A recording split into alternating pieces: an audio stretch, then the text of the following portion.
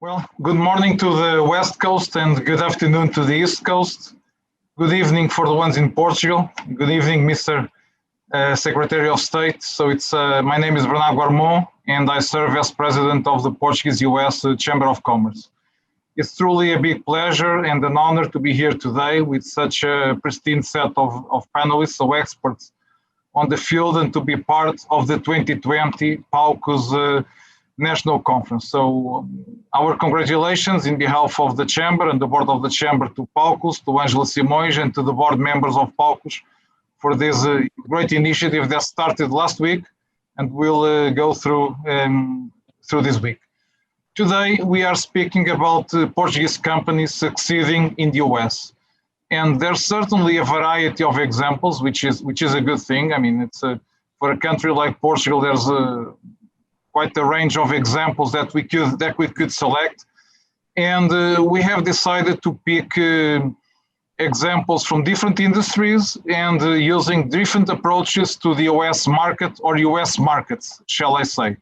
And it's a story really worth sharing for basically, we'll say, two reasons. So first, to incentivize others that it's really worth it to cross the Atlantic and to embrace this large, while competitive market like the United States. And the second is to learn from the experience of these companies that forge their way and through this market, and to learn how to best network and to best commit to business opportunities. So people around the camera that have tried, perhaps have made some mistakes. So experience is learning from mistakes. That's what experience means. Have strived, have endured, and have succeeded. So these are been there, done that, which I truly believe is the best source of experience. At the Chamber, we are privileged in the sense that we have a pulse and we can observe the dynamics of the Portuguese companies in their efforts to become international and to expand, namely, the operations in the United States. And we have to say, without shadow of doubt, that despite the circumstances, we do see dynamism and we do see new set of companies from different industries, traditional, less traditional, wanting to embrace the US, being interested and taking steps towards that. We'll introduce the panel in a short sequence, but would like to thank the panel in advance for being here today with us and for sharing the experiences. Before we do open the discussion, I have the honor to introduce Mr. Secretary of State, Eurico Brilhante, who was kind enough to join us and to be here today with us.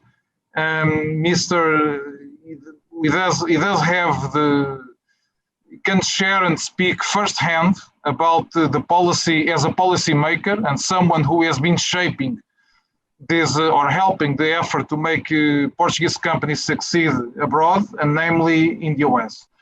Very briefly, and before I pass the words, just a quick introduction of Mr. Brilhante. So, member of two consecutive governments since 2017, so in public service for quite some time now, so the last two governments of Portugal. Before that, member of the Parliament, just to highlight some of the responsibilities, Vice President of the European Affairs Committee, and member of the Budget, Finance and Administrative Modernization. A significant career, or a highlight career as a professor, assistant professor in ISCTE, where he has a PhD as well and a Master's in Science, PhD in Business and a Master in Science. And on the management side, so several responsibilities fairly related with internationalization of Portuguese companies, namely on the AICEP board from 2007 to 2011. So quite some time serving in this endeavor to support internationalization of Portuguese companies. Once again, good evening and thank you very much for being here with us. Would like to kindly ask if you can kick off the session with some preliminary comments. Oh, thank you, Bernardo.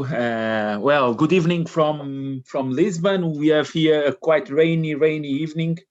It's raining a lot in Lisbon. And good afternoon to the East Coast, and good morning for the people that are watching us in the West Coast.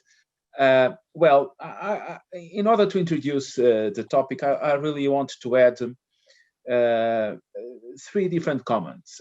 The first one is why internationalization is so important, and which kind of role can be performed by the US market in this policy in order to have more trade and more investment, Portuguese investment abroad. And the second one is related in a short overview about how networks and networks that are being developed by Portuguese people and Portuguese companies abroad can perform an important role in this main target and this main goal that we have in order to have more trade and more foreign investment in our country. And thirdly, I want to add something related with some companies that are nowadays in the US market, and because of that, they are at the same time creating more jobs and they are creating more opportunities in our country. Because sometimes we feel, or some people can think it's better this way. Some people can think that if a company invests abroad, it's because it's not investing in our market. It's not true. It's important to invest abroad in order to develop our activity in our headquarters in our country.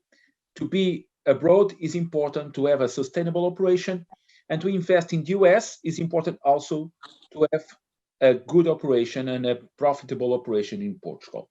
My first topic related with our policies, related with the internationalization, related with trade and investment, and how are we looking in this field in the Portuguese government. As you know, we have in Portugal a huge debt. It's not only a public debt, but it's also a private debt. And capital, money, is a quite scarce resource in Portugal. We need to capture more investors to our country, and at the same time, we need to promote export in order to have more trade with companies abroad, but at the same time, in order to capture value that is so important to create new opportunities in our country for our people and for our companies. The future of Portugal is quite related and linked with foreign investment and export trade. That's why, in our opinion, we need to understand how can we develop the adequate strategies to develop a value chain, a global value chain, where Portuguese companies are members and are participating, in order to be within different value chains abroad, but at the same time creating opportunities, as I said, in our market in Portugal. And that's quite important to stress, that we have a target. Our target is to reach in 2027 50% of our GDP in exports, and we want to attract more FDI. But of course, we want to have more FDI, but we are perfectly aware that we need to attract FDI to our country, but our companies, they really need to participate with their clients and their providers in operations abroad in different markets and in different countries. For instance, a Portuguese company from the automotive sector is nowadays providing solutions in Portugal, but at the same time, that company needs to be prepared to provide solutions, goods and services to their clients in Mexico, United States, Germany, France, because of course their clients, they are asking for solutions in different markets. So the investment of Portuguese companies abroad, it's a way to have a sustainable internationalization process, and in order to attract FDI, but at the same time to have more exports. And the Portuguese foreign investment, the Portuguese investment abroad in other markets, it's a way to participate in those value chains that are sustaining and creating value. And value for us is not only value for money, value for us is jobs, opportunities to our people in Portugal and of course abroad.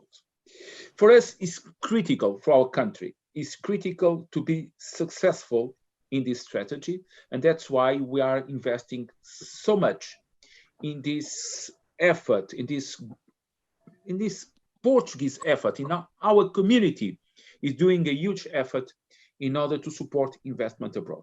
And I need to stress it as a second point. The Portuguese diaspora, our network abroad, can play, will play, and is playing right now an important role.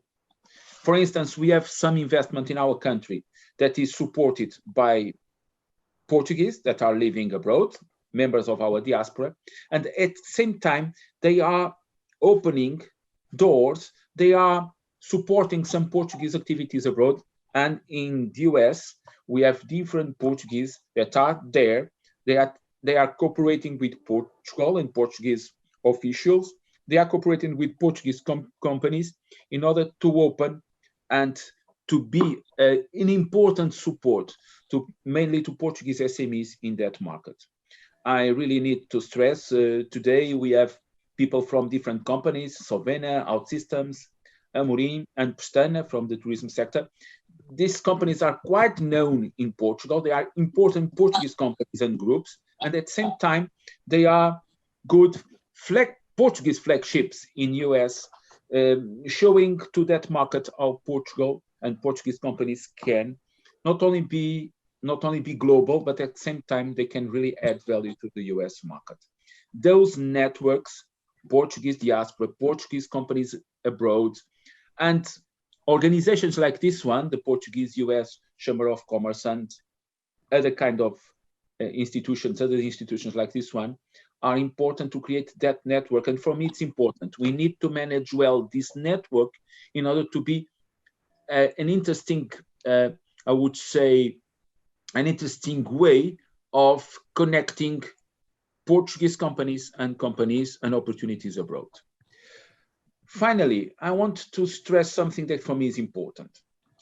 The US market is playing, but it is going to play an important role in this strategy. Firstly, we have a quite strong political relation with the United States. Our relationship with the United States, it's a strong, and we are allies in many different fields, but we are allies also in defense, in trade, I would say, and we share values, democracy, freedom, values that for us are quite important and are important for our communities. Secondly, US is a market outside European Union, and we need to diversify our markets. And the US is a huge market, sophisticated. I suppose we have different markets in the US, but sophisticated. The client in the US is a sophisticated client, and Portuguese people, if they really want, and Portuguese companies, if they really want to learn with good clients, the US client is for sure a client that are crucial, that are quite interesting to learn.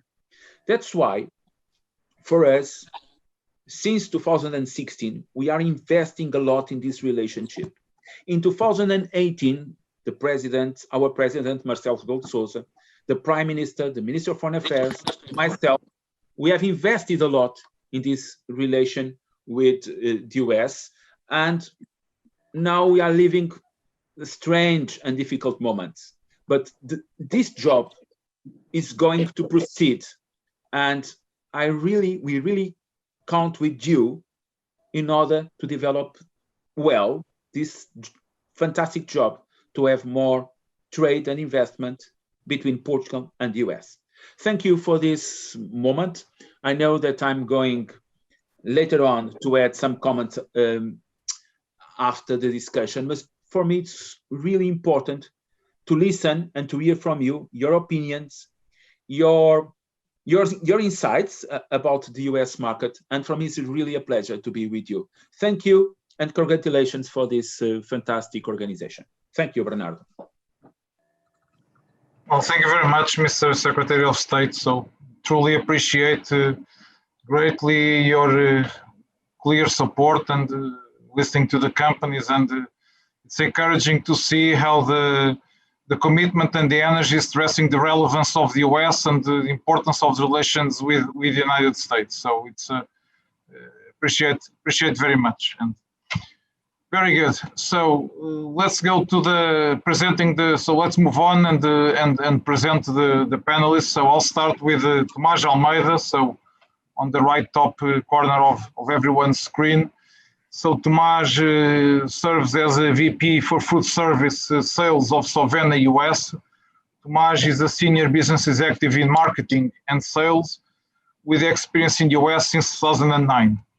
Sovena Group is one of the largest agribusiness Portuguese companies, namely known for olive oil, among other things, present in more than 70 countries, and with frankly great success in the US in terms of presence in any US consumer that wants to olive oil and top olive oil. So thank you so much, Tomas, for being here and for sharing your fairly extensive experience in the US. Great. Thank you for having me. Thank you, Tomas. Secondly, Carlos Alves. Would like to introduce Carlos Alves with a background from a beautiful building in Lisbon, but actually in Boston, Massachusetts. So Carlos is the Chief Customer Officer of Outsystems. So the headquarters of Outsystems is actually in Boston, which is quite interesting. Founded in 2001 in Lisbon, Portugal. So clearly Portuguese blood. By June 2018. Reached the status of unicorn, and is a great example of Portuguese technology spread to right now 11 countries, and namely the US, with I believe a remarkable story to share as well. So thank you very much, Carlos, for being available and for joining. Thank you, Bernardo, for having us. We appreciate it. Great. Next, Pedro Fernandes. So it's impossible to miss the beautiful cork tree as a background. Pedro, no surprise, serves as general manager of Amorim Cork, so based in San Francisco, California. Pedro, you have been living in California for 10 years now, and Pedro is responsible for developing the operations of Amorim Cork in the US. Amorim is certainly a flag company, so the Secretary of State mentioned some flag companies, I believe all around here are. Amorim is certainly not only a flag company in terms of history, as well represents a flag product of Portugal. So Cork. Thank you so much, Carlos, for being here with us from California. Thank you, Bernardo, for the invitation. We're very honored. Perfect. And finally, the big pleasure to introduce José Roquette. So from the middle right of the screen, José, thank you as well for being here. You serve as the Chief Development Officer of Pestana, leading the international expansion of the group.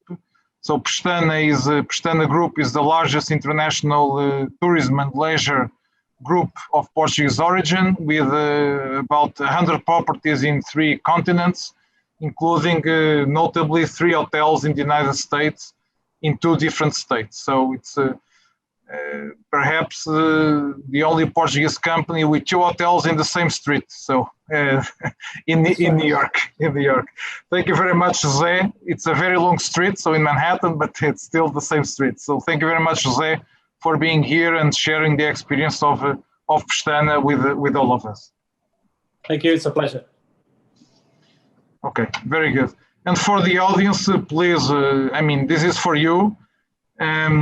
It's for you, for your benefit. So please do start asking questions for any of the panelists or for Mr. Secretary of State, and we'll introduce the questions into the discussion as they go along real time. And let's see, I'll start really simple, and I'll start with you, Carlos.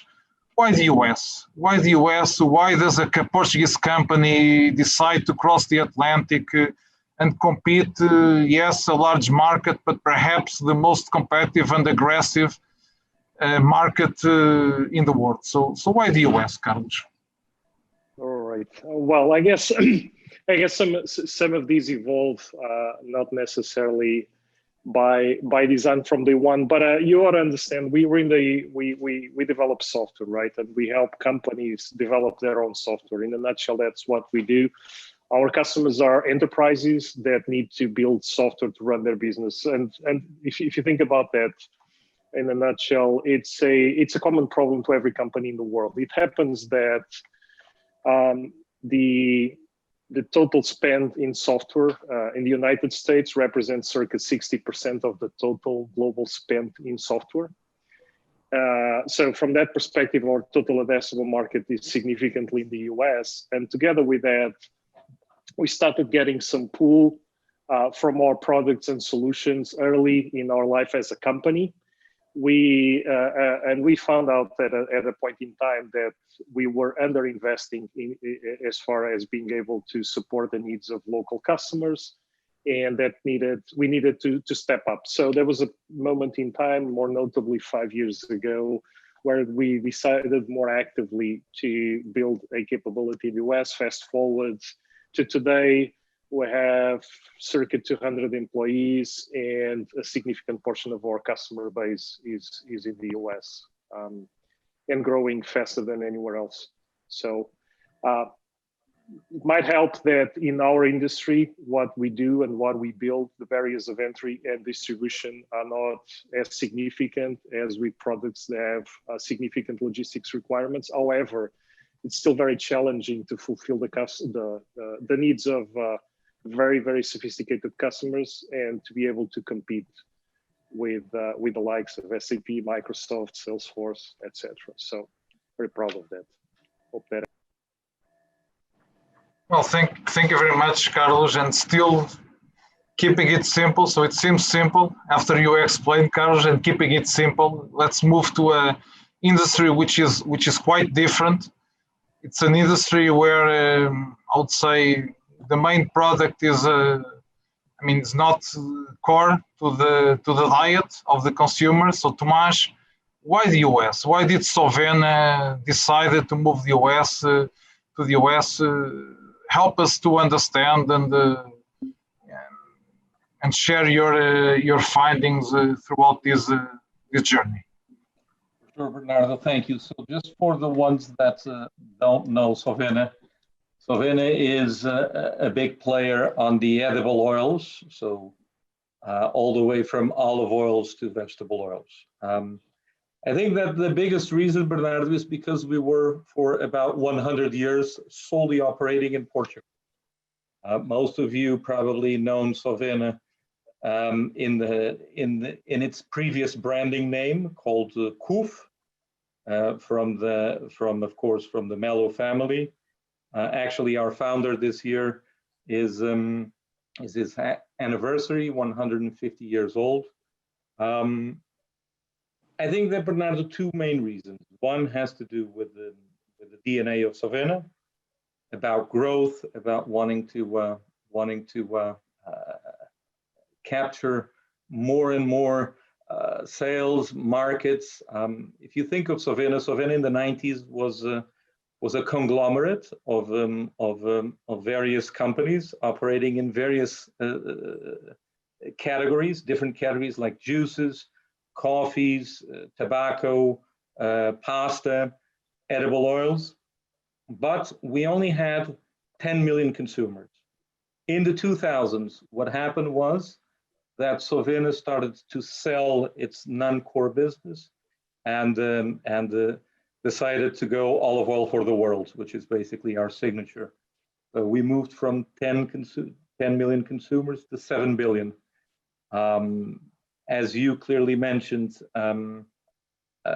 market context is also very important. So of course, the fact that the US is a very large consumption market in our industry, where the US consumer consumes about 300 million liters of olive oil, being it a non-producing country in the sense that it is a very small production that doesn't really count for the big numbers coming from the Mediterranean, let's say it this way. They pay high premiums, so for us it made a lot of sense to invest in this market. Well, Tomas, and if I may make you a victim of my commitment to introduce questions on the cold call. So I have here a question about the importance of PR and marketing driving success in the US. So clearly Sovena has a great product, but how important it is marketing and PR? You are a marketing person, so is it the product or? Let me put what advice? I mean, the question is what mistakes. The question is what mistakes Portuguese companies do. So I want to be a little bit more constructive. What advice do you have?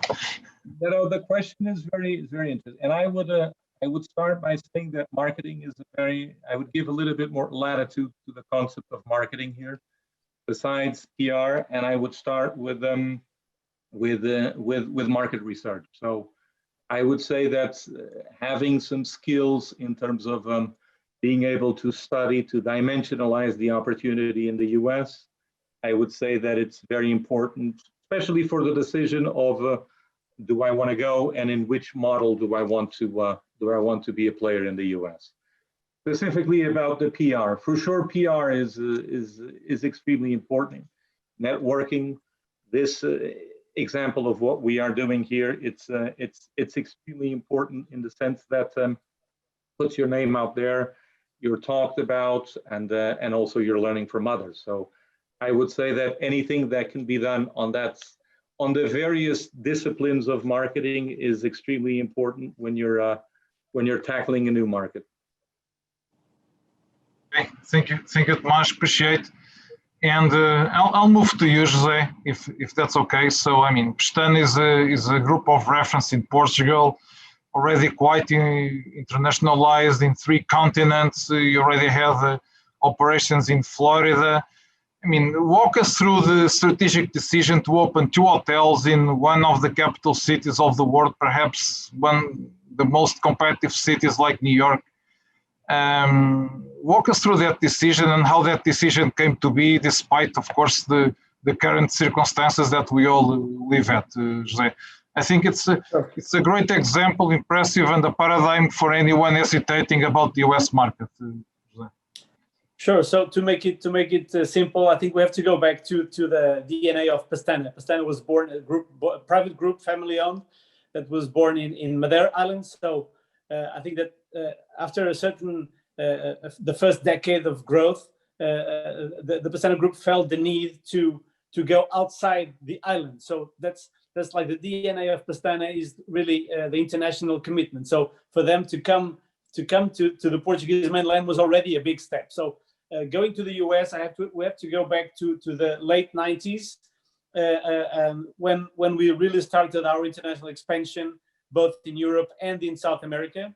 So I think we arrived to the US and to Miami first, coming from the south, because we expanded very rapidly in Brazil and then in Argentina and other South American countries, and then Florida and Miami specifically came very naturally as an expansion from the South American presence that we built.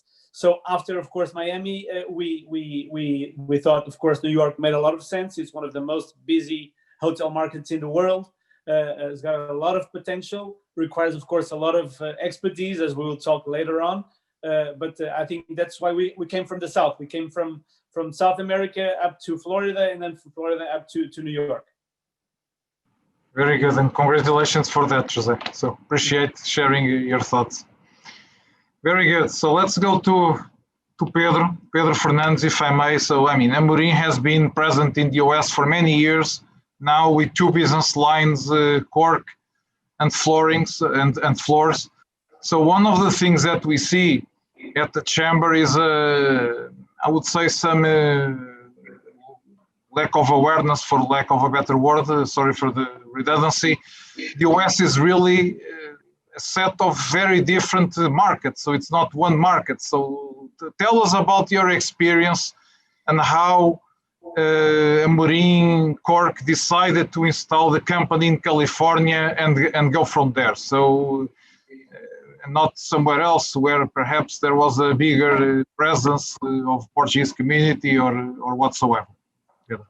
Thank you, Bernardo. I will start by giving a little bit of context. I think my background picture kind of illustrates that already, but Amorim obviously is privileged because, in my opinion, we deal with the biggest Portuguese natural resource, which is cork as a raw material.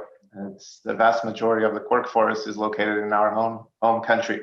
And Amorim is actually celebrating this year 150 years. We're known for being the largest cork company in the world as manufacturing. So all our heavy lifting, all our transformation industry is primarily located in Portugal, with several companies spread across the country.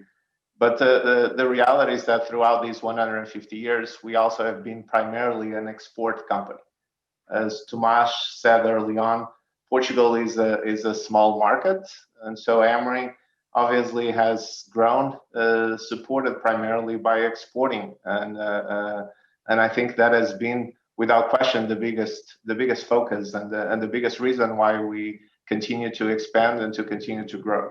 The United States obviously became a very natural part of that strategy of internationalization that started about 30 plus years ago with Mr. Eurico Amorim, that had the vision of transforming a manufacturing company into a distribution company. And so the United States surfaced, as I said, as a very clear target. Why California and why Napa? Because this is the wine country of the United States. So that was geographically positioned to be the chosen destination. And the reason for this is quite clear. As any company, you need to be close to your consumers. You need to understand what the market needs. You need to take over that value-added distribution chain, because if not, you remain just in being a manufacturing center, and you are definitely leaving value on the chain and not taking full advantage of your potential. I think that gives a little bit of context, I hope, to your question, Bernardo. Okay, thank you so much, Pedro. And look, Tomas, for you, perhaps it's a little bit different now. So your customer of Sovena is more spread across the US. Can you share with us or provide some advice for other companies entering the US and having to face such different realities? I mean, I like to think about the US as, yes, it's the same language, it's the same flag, some federal rules, and that's pretty much it. So it's a subset of very different markets, very different dynamics. Can you share your experience? Hopefully you will agree. If you don't, that's okay, Tomas, but can you share your experience with us, please? Well, for sure, an interesting question in the context of where Sovena is these days. Actually, we have a new bottling facility being set up in the West Coast in Modesto in California. So we're very happy for that period. I think it's going to give us the boosting and the strength that we need to tackle this market. Yes, the consumer is a different consumer. We do have to understand that Sovena is mostly a private label manufacturer, so we're really not into the B2C type of the business. We're more into the B2B. So I wanted to put out there. I believe that my fellow colleagues here probably have a little bit more of the B2C vision. But yes, the US is a very complex reality that Europeans usually tend to universalize the comments that they make. Oh, in the US, things are this way. In the US, things are that way. Well, there is really no concept of the US by itself. Americans can be very different from state to state, from city to city. And the only comment that I probably would make, and I'm going to take a little bit of the theoretical approach to your question, is please do a business plan. Please make a planned entry, a well thought entry. This is a very big market, and the reality is that you're probably going to fail. So if you don't do your homework, you're going to fail. And in homework, I leave you with some suggestions. I've spoken about market research. I've spoken about business planning. Use information available. AICEP has a lot of information. Portuguese-US Chamber of Commerce has information. Pordata has some information that sometimes other countries do have similar type of structures. Try to even talk with local communities. There's Portuguese on the West Coast. There's Portuguese in Houston. There's Portuguese like yourself, Bernardo. There's Portuguese on the East Coast. Connect, ask questions, and adapt. Because when we usually say, when in Rome, be Roman. When in the US, just be American. Just play like them. And this is very different perspective in terms of markets.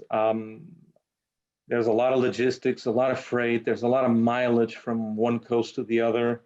There is a difference in salaries, in the way that you recruit people, in the way that you approach human resources, expertise. I mean, think about how you really want to,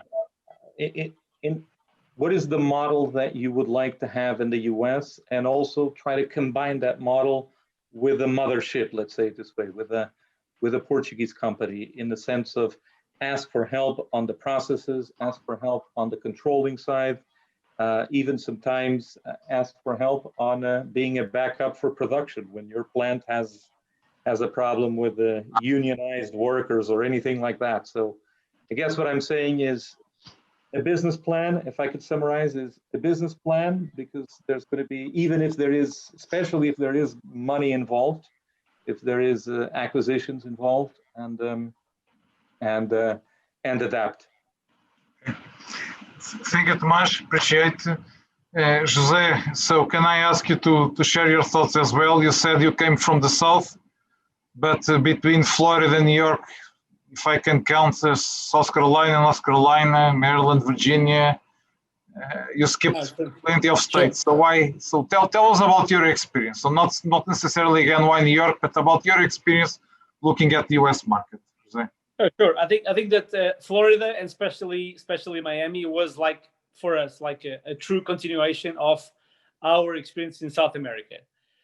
So then when you move from Florida and from Miami to New York, it's like totally different game. So that was the first lesson that I think we learned. But specifically, I think that I would of course insist on the homework and on the business plan, because it's specifically now in our market, New York and the US in general, but New York is a investment destination where a lot of information is available. So sometimes you have to make decisions in your own country or somewhere all over the world without information. But in fact, in the US, and there is this culture of market research and market information, and specifically in New York, it's abundant, it's specific, it's detailed. So there's a lot of homework to do. It changes from one neighborhood to the other. It changes along the city, from the east to the west. It changes really rapidly, and the information is there. You have to spend time and money on consultants to look at information, understand it, and really come up with clear conclusions. Also, staff reality is very, very different from Florida to New York. The union reality is something that you really should consider and understand what it means for your business. I would also add the fact that New York is like the lawyer's paradise. You have to make sure that you really have a budget for legal advisory, because you will spend a fortune on legal advisory for sure. I think you have to be again very specific, because the reality is not, there's not one reality, of course, for the US, and there's not one reality for New York specifically. There are many different realities that you have to understand. So really spend money, spend resources and patience on your business plan and on your homework. Well, thank you very much, Jose. And I'm laughing because you are making life very easy for me. This was one of the questions in Q&A. So about commitment to spend money and to hire consultants and third parties. So I appreciate you emphasizing that. You will spend it anyway. If you don't spend money at the beginning, you will then have to spend it later on. So that's it. I mean, I totally agree. It's for sure a lesson learned that I echo as well, for sure. Shifting gears a little bit, so Carlos, look, Outsystems, you did expand to the US, you came to the US, I mean, people know the story, but you came as well seeking capital and seeking investors. So can you tell us about that experience and how was that, I mean, how that came out to be and how successful was that? What have you learned through the experience and that you can offer others? You are clearly a company with Portuguese DNA, but different in the sense of how you grew and how you seek for capital. Can you help and share your experience with us, Carlos, please? Absolutely, absolutely, Bernardo. So in our business, in the company is relatively recent in comparison with others here. We don't have the luxury of 150 years of history. Company was born about 20 years ago, and the founders, we did have our vision, our own intellectual capital, intellectual property, and I would say an unfair advantage, a significant ability to attract engineering talent to help build our products. However, most of us didn't have the experience of being connected with the markets or even the fortitudes to anticipate some of the challenges that the team here already shared. Understanding through market research, how do you penetrate the market, understand all the collateral capabilities that you need to build around the business, legal, but most importantly, sales and marketing distribution, which for most of us, even having that skill set and that capability out of Portugal, not connected with the US markets where consumers are used to buy from local producers in our market software. So it became apparent to us that both the level of investment that would be required to build that sales and marketing and distribution network, as well as access to the type of talent that would otherwise be marketing local products, could only be achieved not only through capital. Capital was essential for us to build that network, but also attract brand and an ability to network and penetrate those markets, both from perspective of going to customers, going to partners and distributors, and going to talent, hiring the right type of talent and combining it with people like myself that alone wouldn't be able to do anything and move the needle for not having been in the market in my past life. So what we did, we looked at additional investment to fulfill the business plan, the importance of the business plan, and we looked at people that could help us invest their money wisely and be able to attract those networks of talent, customers, and partners. In our case, we started with a boutique growth equity investment firm, and more recently, in our latest round of investment, after showing the initial success, we've been able to attract some very well-known brands. KKR and Goldman Sachs are investors in Outsystems, and with that, not only we got access to their networks, but also we have, I mean, their brands testify to the backing, to how solid the business is, and we kept elevating the level of talent that we could attract to have local presence, addressing customers from a sales, marketing, and customer service perspective. I would a tip for the audience is that a company that can show success in Europe out of smaller markets that have no barriers to entry in a new market other than sales and marketing distribution. The pitch and the investment is always around, with this product capability, if I put the right talent, the right management in place to drive growth, how much bigger could this business be? And it's relatively easy to demonstrate if the fundamentals are there, if the product works, if the customers are happy elsewhere, and if the problem that needs to be solved is similar, that you can create a business that's 10, 20 times bigger than at any given stage during inception. So I'll leave that out there as a tip for others looking to go through a similar process. Well, thank you very much, Carlos. I mean, as you go to the Q&A session, we would ask you if you can comment about if the local investors, so the US investors, brought or not an additional level of scrutiny and discipline, and that made things even more difficult, but at the same time helped. So, absolutely. I can go through that during Q&A. Okay, appreciate it. But you did mention talent, and I was thinking about Pedro, Fernandes, and Amorim. And Pedro, can you share with the Portuguese companies and with us, so how to bring talent from Portugal? I mean, we do have, I mean, this is not to brag about Portugal, but we do have top talent. And how do you mix it with the local talent? Tell us about your experience, Pedro. And how do you do it at the Marine Corps?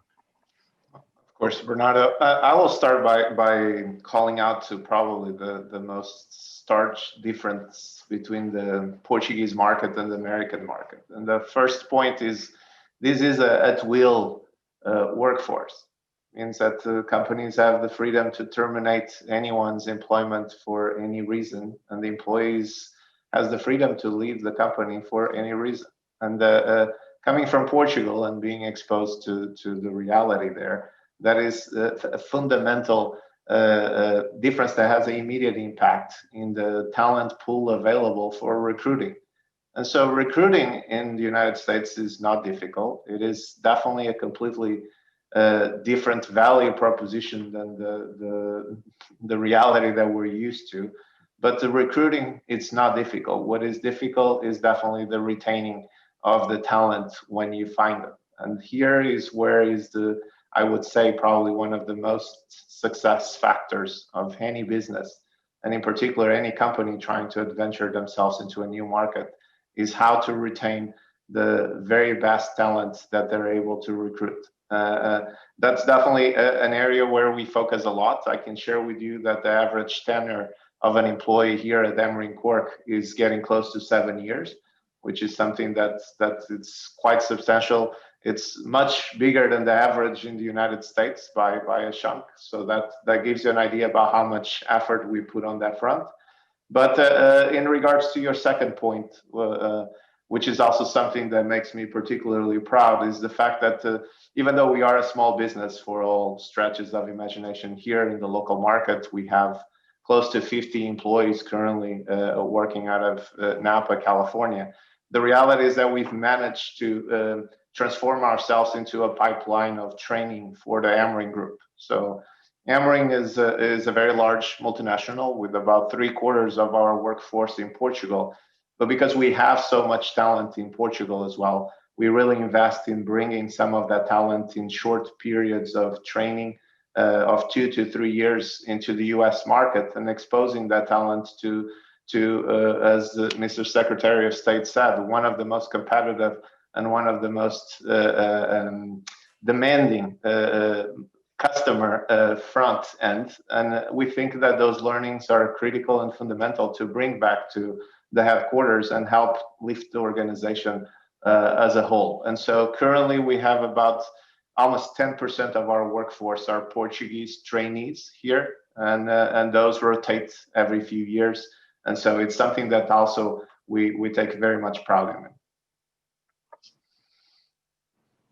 Well, very good, Pedro, very good, and appreciate sharing the experience. And it's very motivating to see that, I mean, that rotation and that share of experience between our talent and US talent.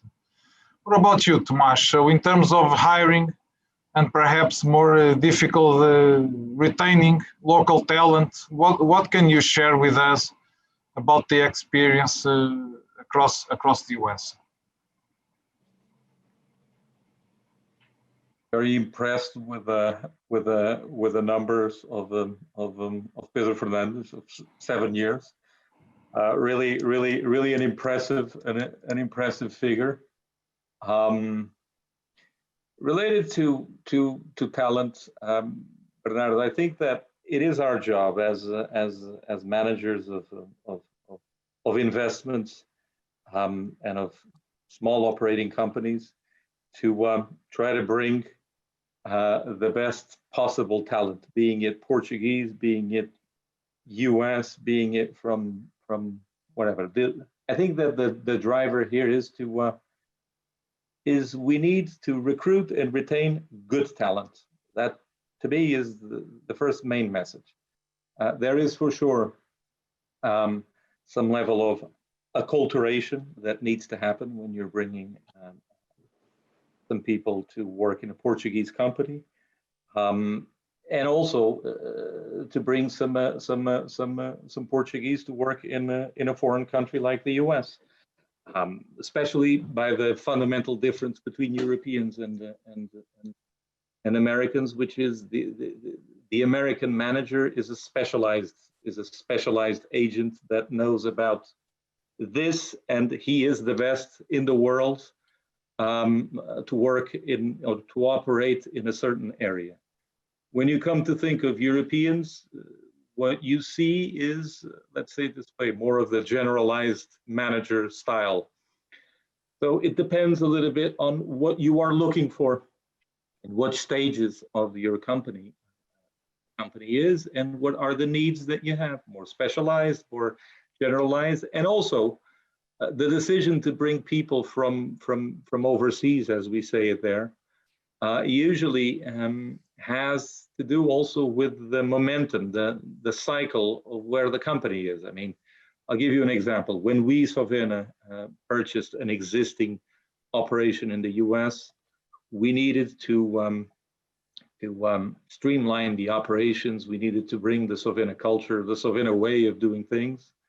Therefore, it was needed to bring some people from Portugal that could speed up the process of acculturation of the American talent that we had in the US. So, I mean, it depends a lot. There is no good and bad decisions. There's moments, and you just need to clearly identify what you need. And then also another word that Pedro mentioned, which is related to retaining. Retaining is very important because in the US, people move jobs very quickly. So you're going to lose. Invest in talent, in coaching, in training, in building up that resource, and then yes. Okay, very good. Thank you, Tomas. So, look, I mean, the path is not rosy. So let's pause for a moment and speak about difficulties. So, José, what have you observed as the greatest difficulties of starting a business in the US?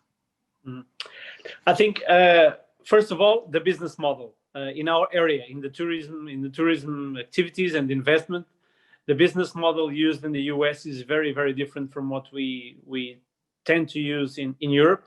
So I think adjusting the business model would be the first challenge that we have. I have to mention again the staff issues, the work relationship established between the workers here in Europe and in the US is very different. The nature itself is different. I would also outline the financing thing, because we tend to believe that the financial markets are global and similar, but it's very different to get the finance for a new hotel in New York or in any other European capital. It's very different the way that the banks approach the risk. So I'd also outline that. And finally, the tax reality, and specifically in New York, much better in Florida for sure, but in New York, the tax on property is very, very aggressive. So you really have to take into account that in New York, it will bite a much bigger stake of your EBITDA. And you really have to make sure that you are prepared for that, because the impact of the tax on your business in New York specifically will be much higher than what you would be expecting. Very good. So very good, José. So appreciate sharing your views and in an industry like software, Carlos. So which were the main difficulties that you faced? I mean, you have been here for quite some time now. Can you share? So building on what José was stating. So once again, either agreeing or disagreeing. So that's totally okay. Of course, totally. I mean, it's might be different. I'm not as versed in other industries. In our case, US customers would typically be 2-3 years ahead in terms of sophistication in adoption of software technology. And that at times it became more apparent to us when we started marketing with US customers. There were product capabilities, technical engineering capabilities that were not there, that were not being requested by European customers. So we had to speed up and create a direct channel of communication and understanding directly from our R&D into listening to the US customers, and with that we managed to overcome some of the initial hurdles. At no moment in time, the good thing is that at no moment in time we felt that having our R&D, it's fairly international friendly market after all.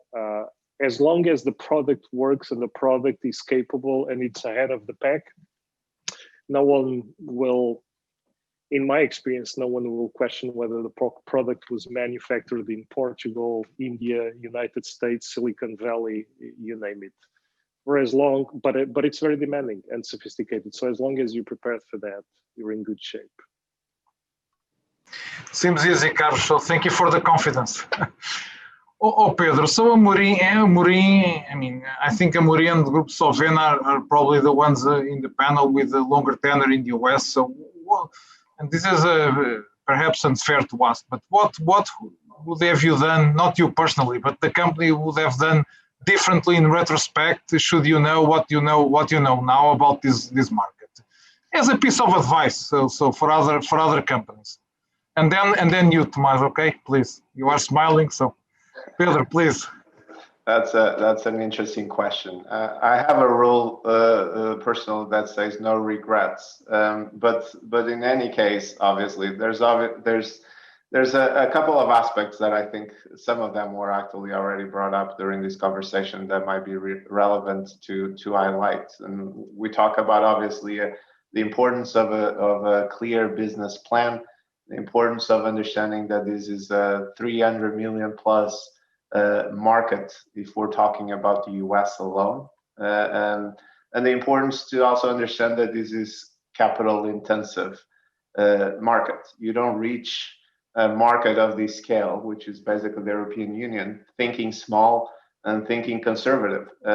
You might succeed, but it will take you definitely much longer than if you are prepared to be faced with the challenges and with the scale of what this country presents to us. The United States is without question one of the most fantastic opportunity lands that you can find. Its people has an enormous capacity to adopt new products, to embrace new trends, and I think that we're definitely very privileged to be here. But I'm sorry, I perhaps did not answer your question straight ahead, Bernardo. But I prefer to focus on the things that I believe are critical than necessarily on the mishaps that certainly we have made throughout 30 years plus in this market. But I think that perhaps those mishaps 20 years ago were not as relevant if we were to redo them today. So if I can summarize, the important, Pedro, is to believe in the market and go forward and learn from the experience. And so that I think that's what you said. So appreciate, Pedro, appreciate it. Tomas, your thoughts on this? It's always hard to do a post-mortem, but your thoughts, Tomas? For sure, there are things that could have gone differently. I'm going to be a little bit more specific, probably, but also trying to bring some learnings from there. One of the things would be to go west earlier in time, meaning to go for the second location in our business model. Freight, freight is a very big challenge for us to be able to be competitive when you're talking about a commodity. When you're talking about fast-moving consumer goods and having to drive 3,000 miles to the other coast and still be competitive and play against somebody that is producing just across the street from Sacramento or San Jose or something like this, it is in fact a little bit challenging. So probably do a little bit of more quicker coverage on the footprint. And I guess the learning here is on the business plan part, try to tackle where you can be competitive and where you can't be. Again, the US, you're not going to be tackling the US. You're going to be tackling certain markets within the US. This is one of the comments. The second one has to do with the streamlining processes and control. Sovena is, of course, a company that operates under SAP. And one of the things that we could probably have done earlier is to bring our knowledge of SAP into the Sovena USA business, because it would put both companies, Mothership and Sovena USA, communicating a little bit more, streamlining the communication, same rules, same processes. So again, I guess the learning here is on the business plan is, if you have a model that works in Portugal, it probably is going to work in the US. You're going to have to adapt it, but bring the good things that you have from Europe to US. I don't know if I answered the question. But... Yeah, absolutely, Tomas. I can personally relate with a lot of topics you mentioned. So on the experience myself, so appreciate it. And the same with Pedro. So look, José Roquette already mentioned, quite interesting that coming from the south to enter the US. My question is, and I'll go to Carlos. So can we think about the US market as a way to expand, either being south or north, meaning Mexico and Canada? So can it be a pivot? Not that the market is not big enough, but can it be considered as a pivot for other expansion, Carlos? The short answer is yes, but with a word of caution. Certainly can, and certainly there are capabilities in our business that relate well as being set up in time zone versus being remote across the ocean. As far as customer-facing roles, distribution networks, sales and marketing, it's different. Be careful with attempting to try to go to the market using the same resources, the same people, the same process. It's different, and we've had also some learnings along the way. For certain capabilities, in our case, especially related with customer service, it works. But it's a combination. It would be a longer answer to answer. Yes, but with caution. Don't try to just go. And please try to make the US work before getting distracted and going after everything that moves. It's a big mistake that we often make. Great. Thank you, Carlos. Anyone else would like to share some thoughts? Perhaps Pedro. Question, Bernardo. I have, if I may, I'm gonna sure. A little bit the logic here, which is, can I ask you what has been your experience? I mean, you are the CFO of the largest investment in the US, and for sure you've been in the US for many years. We all know you. So can you tell us a little bit about your experience? What has happened in your industry? What would you have done differently? Sure. Tomas, thank you for the cold call. So I think love with love replies. Look, it's my second life in the US. So the first thing I'd like to echo is that the first life in the East Coast was dramatically different, not dramatically, but very different from the second life. I mean, New York, Virginia, Maryland is very different from Texas. That's the first remark I cannot emphasize enough when companies think about the US, and we are present in all the 52 states currently in EDPR, not with operating assets, but with pipeline, and the realities are different, and we approach the realities quite differently. So what I have to say is, look, I mean, think big, don't be afraid to be bold. There's never, if you are on the right side, meaning the right business, and you can add value, if you can add value to your customers, don't be afraid. Don't be afraid to think big. And if you think big, think bigger. And if you think bigger, think even bigger. So be disciplined, for sure, with business plan. Be disciplined with, I mean, make tests. So I like to say, for instance, in storage, I like to say we are investing some money to lose money to learn. So do that. So test, but it's definitely worthy. It's definitely worthy. And when I came to the US the second time in 2013, it was probably a competitor. So in 2013, I mean, the market was not the most attractive one in terms of renewables, and I mean, it developed so much since then. So what I have to share is I mean, there aren't many industries. We see here around this panel Portuguese companies in technology, in traditional products. I'm having some technical problems, I'm sorry. In technology, in traditional products, in tourism, and as well in renewables that are a significant player in this country. So be bold, be prepared. I think the symbiosis between local talent and implement as soon as possible your own culture as a company is fundamental. It's fundamental. You should start day zero.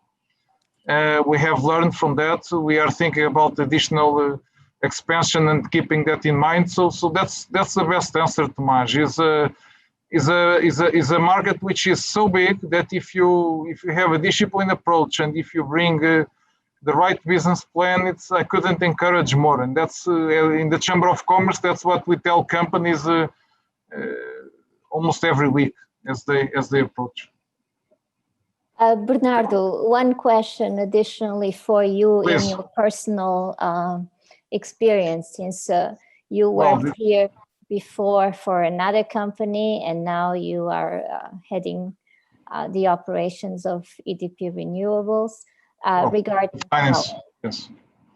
Well, this was not supposed to be questions for me, but I'll answer very briefly. So I would say that the biggest difference, and I think it has to do with the industry as well, but the biggest difference is I think that we are much more flexible in terms of decision-making process, which is good and bad. It's bad in a sense that it's less structured, and when you force yourself to put things on paper and Excel spreadsheets and PowerPoint, it forces you to think. It's quite good because I mean, the decision process is much faster. So it's clearly different, and I think this has to do with culture. It's not the company itself.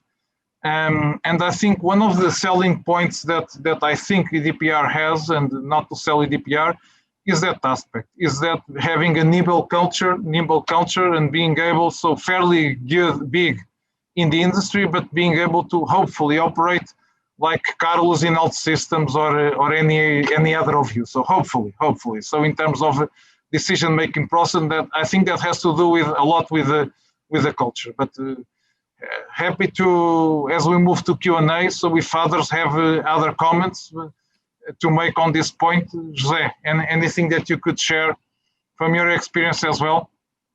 Yeah, well, maybe if I think about what we would have done differently, I think that we have done a lot of preliminary homework.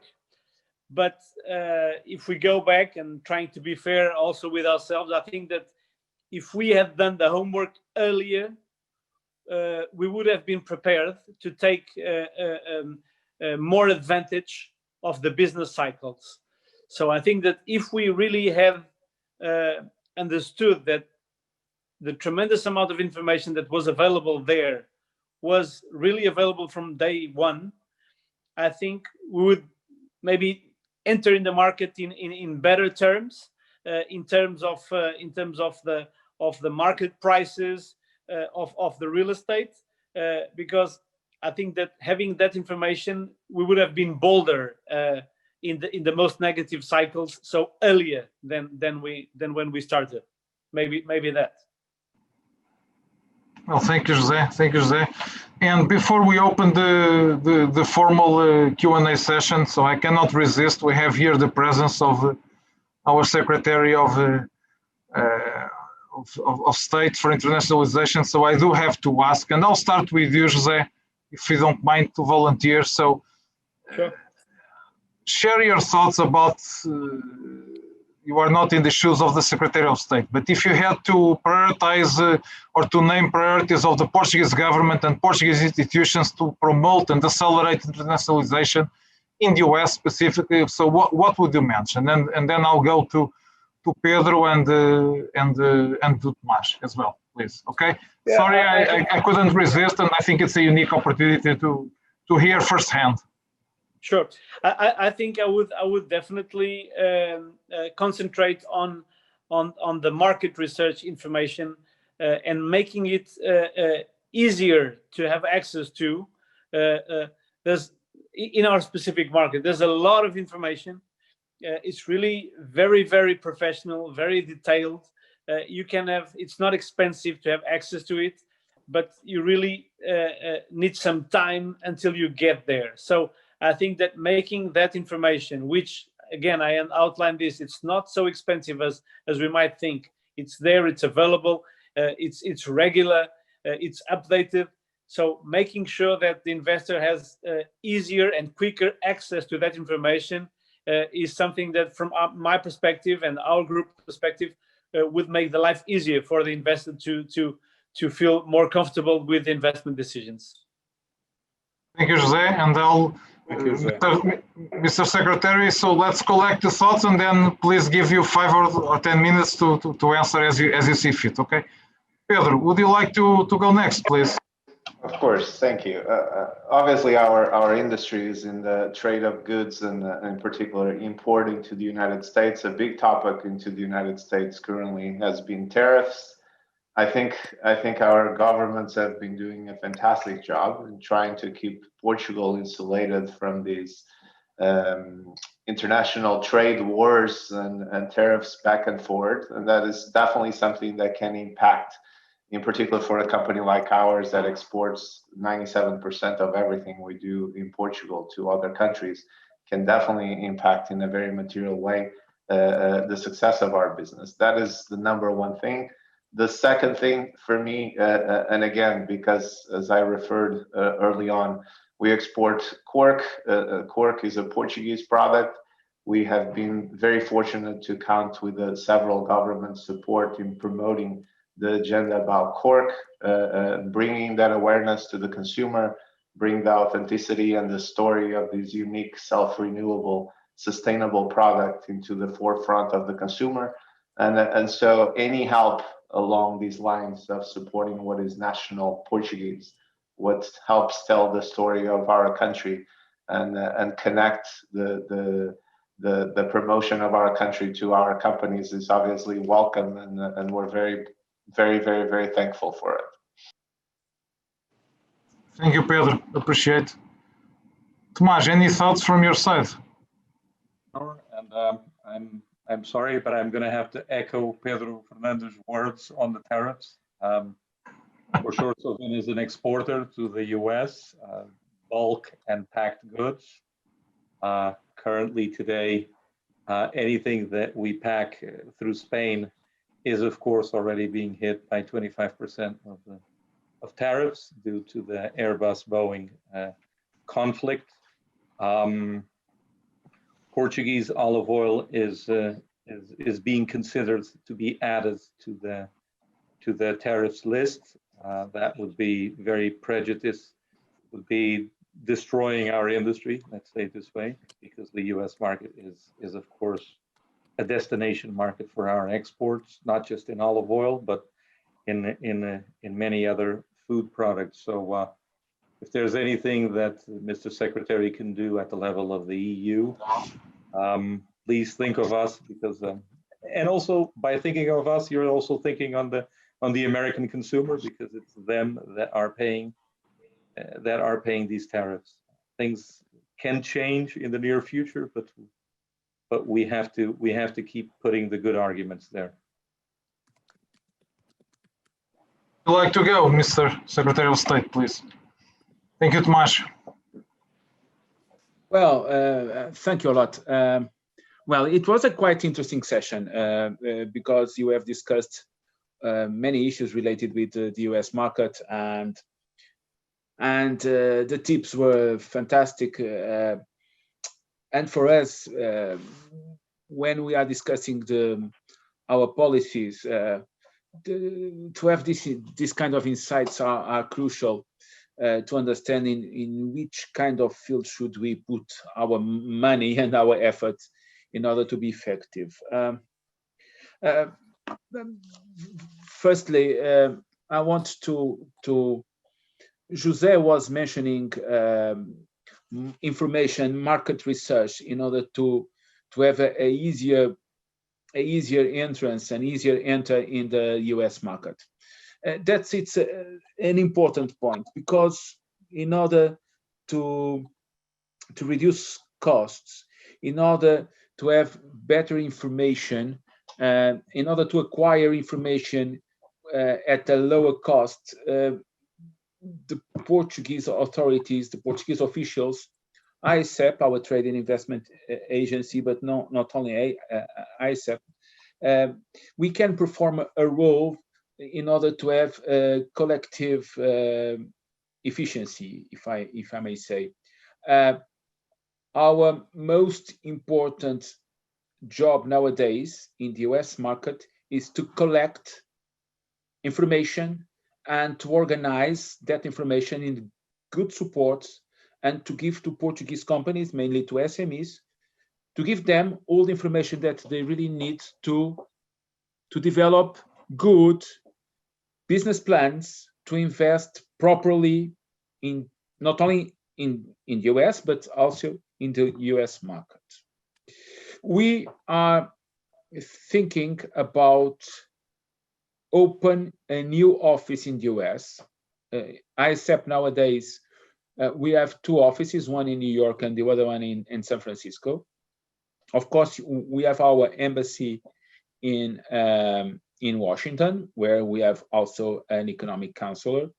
Nevertheless, we need to open a new office in a different state.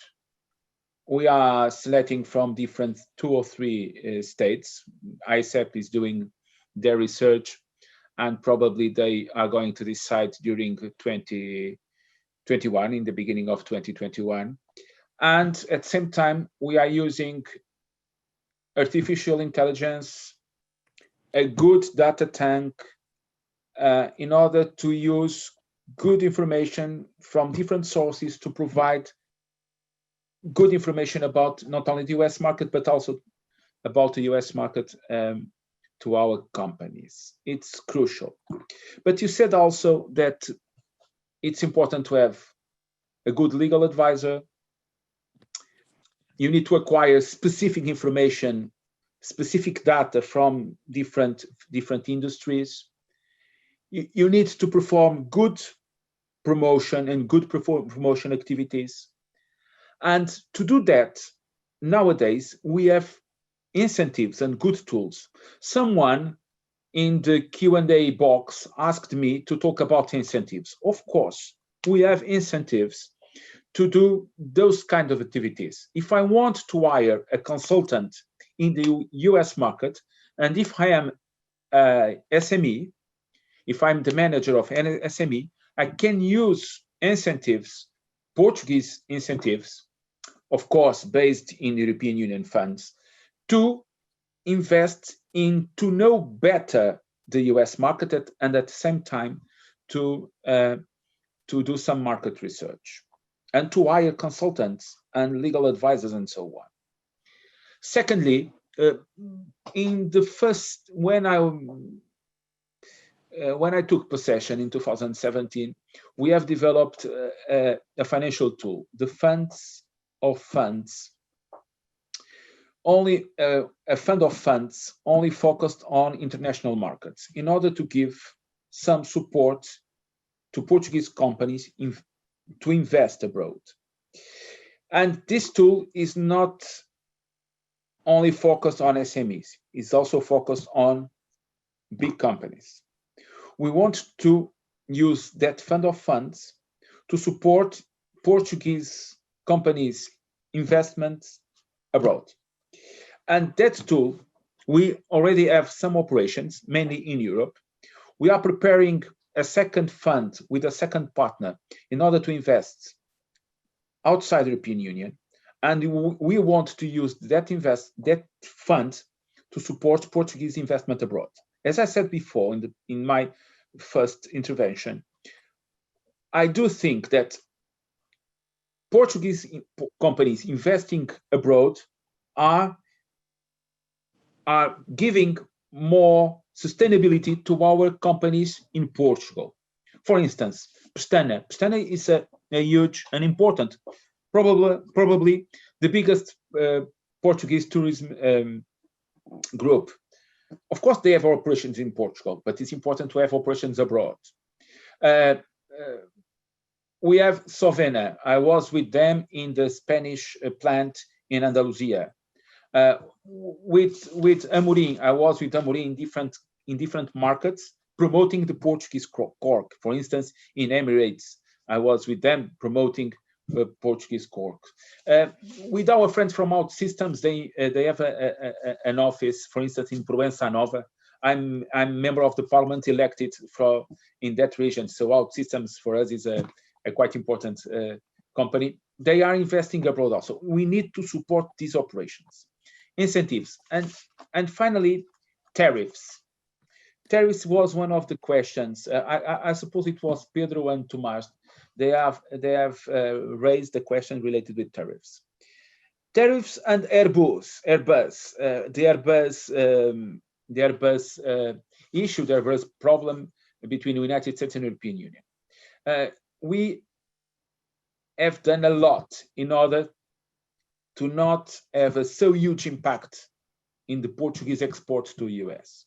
The Spanish, Italians, the French and the Germans, they are feeling, I would say, much more pain than us. And of course, those discussions are made between US and European Union. But of course, our diplomacy, our embassy in Washington, our talks with the ambassador of the United States of America here in Lisbon are talks in order to avoid the impact of those increasing tariffs in our products. And until now, I suppose we have been successful. I suppose in the last review, our cheese, for instance, had some problems, but the Portuguese wine, the Portuguese Cork, the olive oil, as Tomas was saying, well, we are trying to protect them. But at the same time, I need to stress something that for us is important. The Portuguese government is always supporting free trade agreements. For a country like Portugal, free trade is good. We are a small country. We need to export more and better to import goods. We need to export to import better, because it's impossible to produce everything okay with efficiency in our country.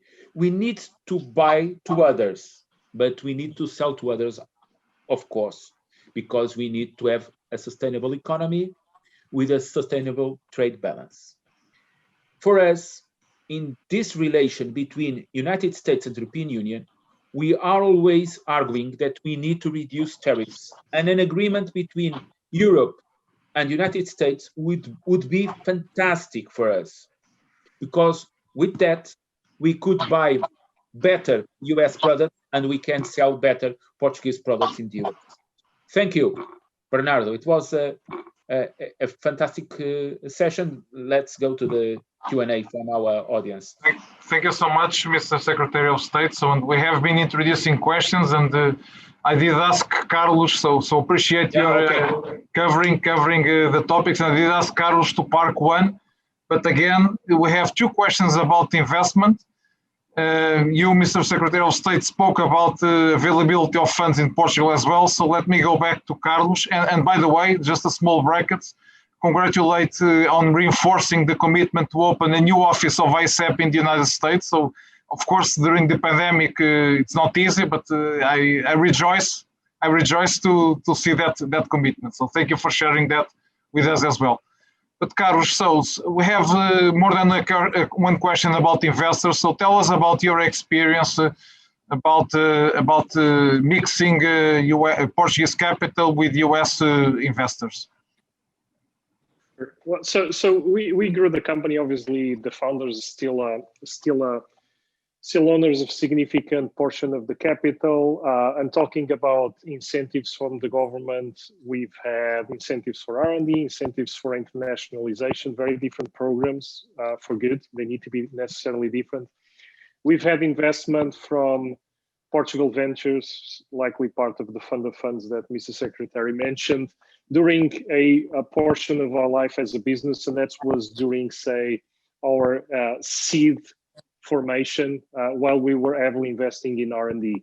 Different times requiring different types of investments. Actually, one of the that position that was held by Portugal Ventures was eventually transferred to the types of investors that we need to go through that second round of growth in the market, and that meaning being present in the markets where we needed to accelerate sales and distribution. So pairing the types of investments, the type of investment, both their focus, their expertise, and their access to markets with the stage of the life of the company is paramount.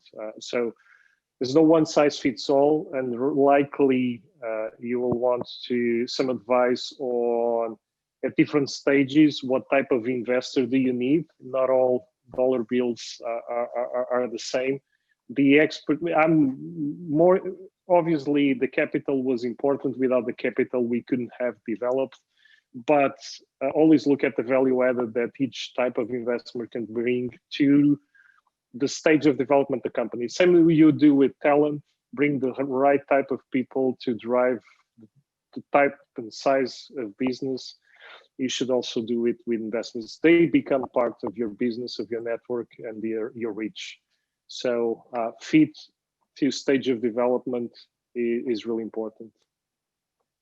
Perfect, Carlos. Perfect. Magda, let's address one or two questions, please.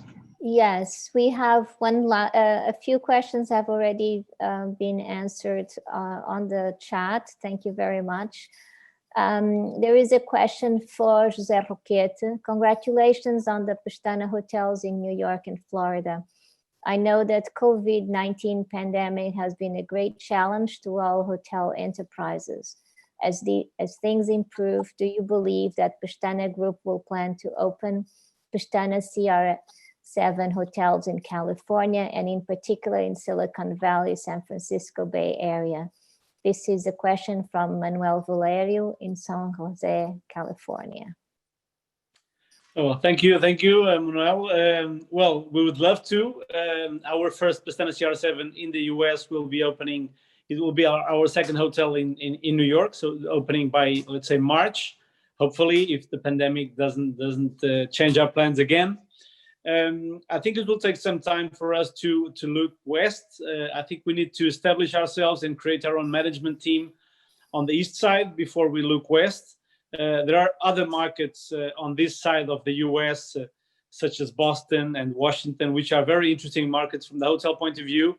So I think over the next 5 years, we'll spend probably more time looking at this side than at the other side. But of course, opportunities can happen, and we will be looking at them. We're looking at California for quite some time, and we're spending some money, as I said, and some resources in research to make sure that we understand the market. But at this stage, we'll be focusing on the east side. Thank you very much. The other questions were answered on the chat, but on a private basis. So I don't know if anybody wants to touch on them.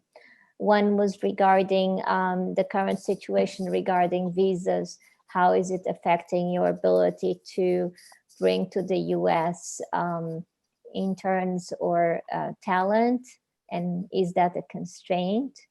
And the second question is the UK viewed as a sample or test market for companies entering the US? Pedro, I believe you answered both of them. So if you could just briefly give the audience your answers, I think that would be great. Sure. In pertaining to the first one, and visas is a topic that we are quite familiar, obviously, given the scale of our workforce that we bring from Portugal. It's definitely a challenge, at least short term. We expect these to normalize, hopefully early in 2021. We're also in the middle of a very important project, Tomas. We're installing SAP here in the United States and standardizing the system with our mothership company. And so that definitely is a little bit of a challenge currently, because we are somehow limited in trying to bring consultants and try to bring the team and the expertise to support us. That causes already some delays in the project as it is. But we're hopefully that we can find some kind of normalcy in 2021. There is no indication currently with our legal consultants locally that this will not be the case. So I think that's the answer to your first question. Regarding the second one, perhaps Tomas or Carlos or Jose would be better suited to answer if Britain is a good test market or not. Any thoughts, Carlos? I would reiterate Pedro's initial comment. Really depends on the product you sell, what you do. I would say in our case, as an example, the British market is certainly closer to the American market, probably the second closest globally in terms of sophistication and expectation. But the way they purchase software, it's significantly different, and the decision-making process. So we have local teams in both geographies, and with some degree of customization, the way we go to market really depends on product, I'm afraid. Just Great. The fact that it's the same language, it doesn't say much. Thank you very much. So I think we are getting to the end of our session. So Bernardo, I invite you to close today's session. Sure.